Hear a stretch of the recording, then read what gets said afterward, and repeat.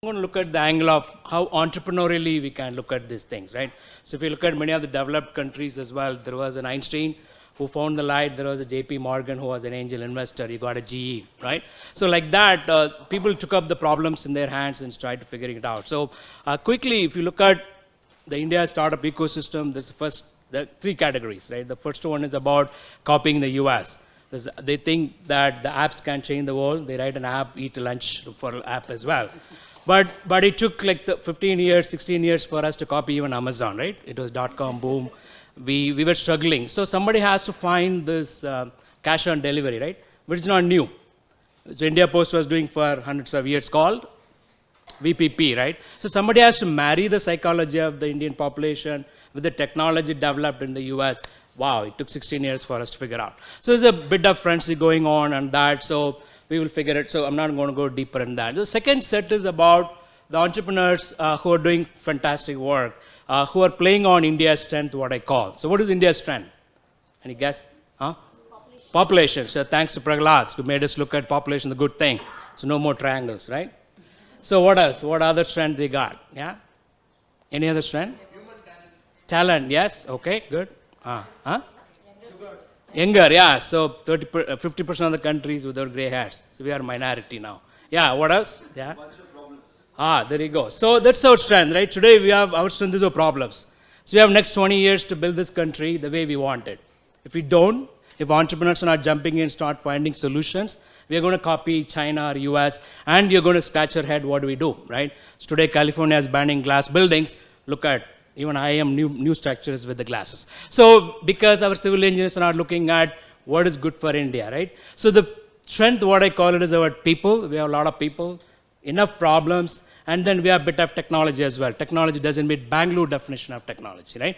Which is an app. So whatever the structure, people are doing, studying metallurgy, go look at. Civil engineering, what can we do for structure that could look at this wisdoms available, or what is it outside is fantastic sun out there, right? So we got to cover it up, put lights around. So because our civil engineers are not looking at what is good for India, we're just copying what. So I'll give you a few examples of that, what is happening to.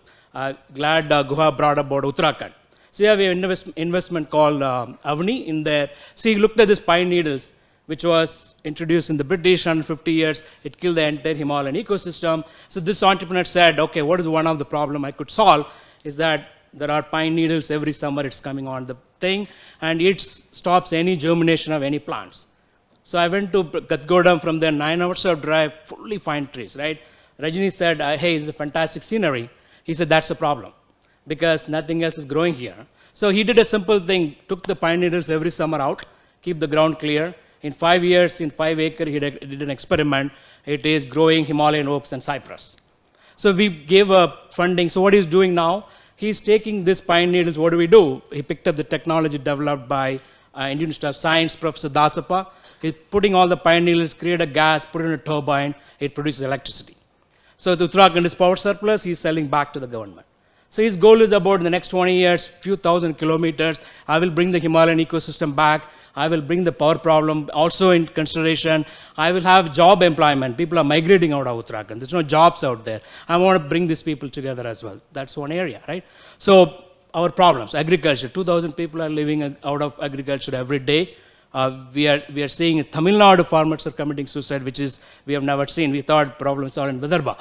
So one of the reasons, supply chain mismanagement, right? So what we pay, only 30% go to the farmers. So we have an investment called Freshwall.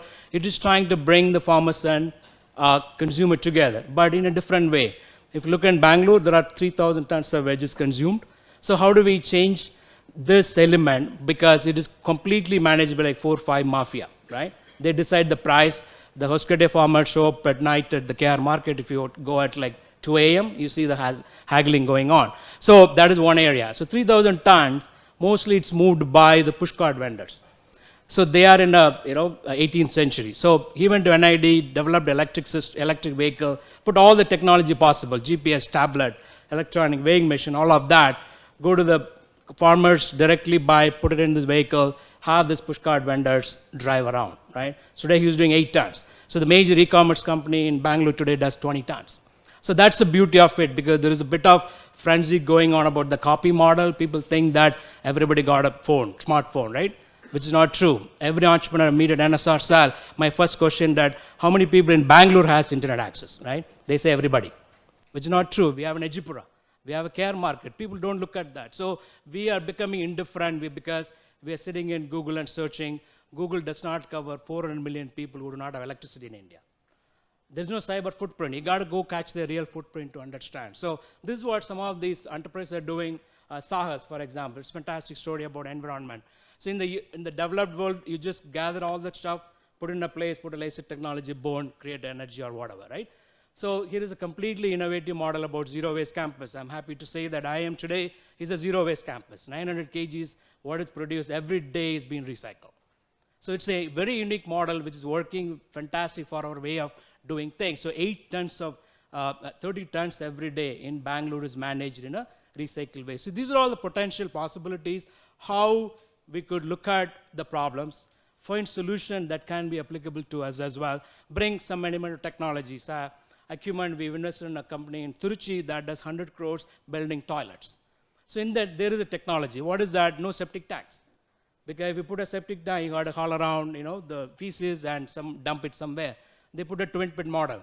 You just send it to one pit, when it's full, send it to the other pit. 3 months, open your first pit, put your hand in, you got a fertilizer. So that's the best for the rural area because they're all using it as a fertilizer. They have done 1 lakh toilets so far, 100 crore company.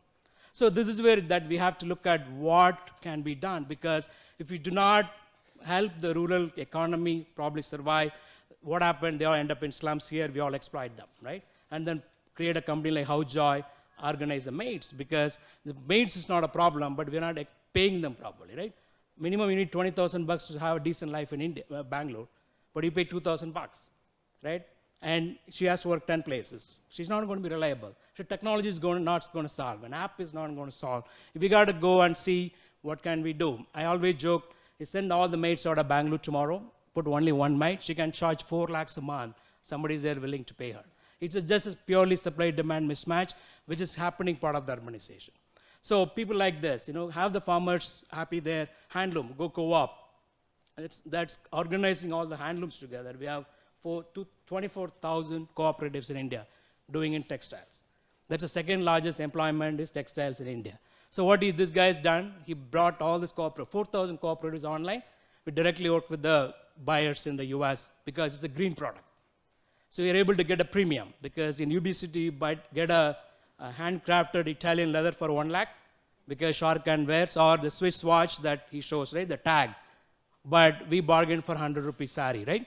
Because it's a handloom. There is no perception of value in it. That somebody is spending 1 month weaving that sari, but we bargain for 100 bucks.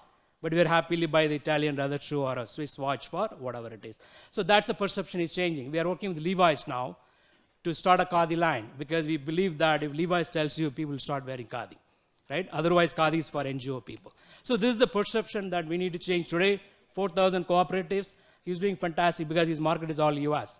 Now we got a person from New York buying ikat fabric from us.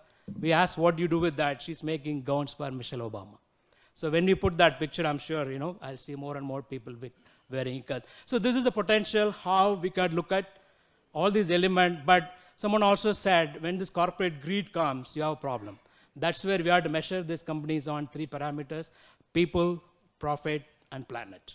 So that's what we are doing around impact investing. We're not only measuring the revenue element, the profit element, what is the impact that they're able to create in people's life, what is the impact on planet. So today, all my portfolio is using recycled papers, right? My business card is from the recycled papers that Sahas is bringing it. The organic restaurant we have, all the flyers are made in recycled paper coming from Sahas. So like that, you start utilizing some of these elements, we could make a difference. We could show some models that could work for India, which can show the rest of the world. Because last point is about Unifor. 1.2 billion people, only 250 million speaks English. There's 1 billion don't speak English. That's the problem this guy took. So we funded him 2 years back. Yesterday, he was named by Times Magazine top 10 millennials in the worldwide. He's the only one Indian to participate. Because he picked up the voice as a problem because all of us, without seeing a script, speak 2-3 languages, right? How? Voice recognition, talking. So today he has around 6 patents with IIT Chennai, 260 languages covered. The world has 250 languages. So there's a potential, right? How he is able to solve a problem. Tribal in Gujarat can take a 500 rupee Nokia phone, do an entire bank transaction using her voice, because her voice is her password. It is a fantastic biometric. Time magazine recognized, he got a fantastic reward. It is also an investor as well. I got 5x in 1 year. So fantastic. So solve a problem entrepreneurially, bring these 3 elements of people, profit and planet. We have a potential to grow business. Thanks a lot.